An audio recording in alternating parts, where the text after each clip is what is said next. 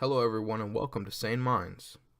Now I'm sure as many of you know, the shooting in Parkland, Florida has again reignited the debate on gun control, gun confiscation, as they're not willing to say plainly. Now, these students here are being used by leftists, by Democrats, by people who are behind the scenes that want our weapons. They want to take away our ability to actually resist. They say this is resistance. Going out there, holding a sign, screaming, crying aimlessly at the sky, that's real resistance. That's the way that you're going to change things and make people listen to you. Don't give a logical argument, just scream, scream, scream, and somehow that'll work. I guess they've heard the saying, the squeaky wheel gets the grease, and they believe that it works in all of life's problems, which is not true at all. These people are full of emotion, rightly so. I can understand that they've lost people, but that doesn't mean just because you lose somebody, do you just let logic go out the door?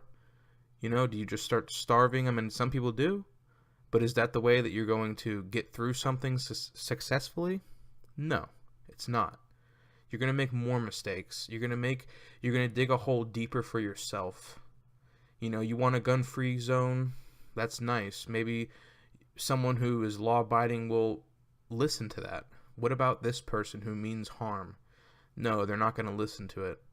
Never will they. And there's always going to be a way to get their hands on something that can kill. Whether you rent a $20 U-Haul for a day, and drive that into a crowd, like happened in, I think it was New York. Guy drove a U-Haul truck or a Home Depot truck. Something where you could rent it for $20. He drove that thing into a crowd of people. Didn't stop him. Where there's a will, there's a way. Maybe they've heard of that saying as well. But, it's really disgusting that people that are this young are being controlled in a way that they're being used. Their emotions, their innocence, they're being used for nefarious reasons as well.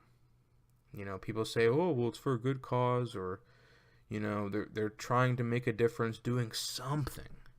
I've heard that so many times, doing something. People say something's better than nothing. No, it's not. Not if it's the wrong something. Not if you're going to shoot yourself in the foot. It's not. Something is not better than nothing. Sometimes doing nothing, taking the time to actually think about something before acting, that's how you are successful at doing what you need to, at accomplishing your goals, which here would be to have no gun violence in schools or anywhere, for that matter, but it's not going to happen with the way that they want, where they are just taking law-abiding citizens' rights away who have done nothing wrong. Now I'm going to play the video real quick, some parts of it, and just respond to some of the points that one of the students has made. I was just really fed up after Parkland, and I felt that something needed to happen. So we felt that something had to happen. Just something. Let's not sit down for a second and actually think about it, but let's just be outraged and full of emotion, because that's going to help solve your problem. Enough is enough! Enough is enough! Not one more! Not one more! Not one more! Not one more! I just want to see them finally take some action and step up to the plate.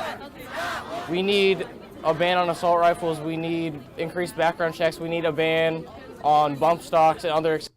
A ban on assault rifles, increased background checks, and a ban on bump stocks, which Trump has proposed himself.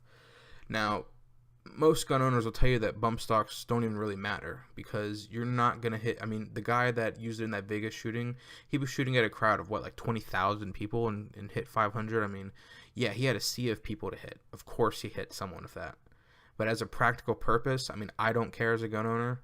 A bump stock, I don't own one, and I won't. It's not going to help me aim and hit my target. But these people say, okay, let's ban assault weapons, which the left loves to say the AR-15s, you know, anything that's black, that looks like it's sleek, it's military style, that's an assault rifle. It doesn't matter about the actual function of the weapon, but that's an assault rifle to them. Just, you know, think about that for a second. They don't know what they're talking about, is what I'm trying to get across for the most part here. They really don't. I mean, you know, and these kids especially, they really are clueless, and they're following the lead of people that they look up to, such as their teachers, which is very sad. And he wants increased background checks. Well, real quick, before I even get on the background checks, assault weapons, those aren't even used in most mass shootings. It's handguns. Handguns are what are used in most gun murders and suicides, for that matter. That is what people are killing each other in the hoods and, you know, killing themselves with. Which I'm not saying that I want to ban on handguns, but people, they're not even targeting what you would, if you were going to logically look at something and say, okay, which one's the most deadly, which one would we, you know, spend our time on. They're not even doing that. There is no due diligence to their process here. And that is the problem. There's no logic. They have none. It's pure emotion. And that's very, very dangerous, because, you know, that's how you get things like Hitler. That's how you get a country that's going to fall apart and eat itself.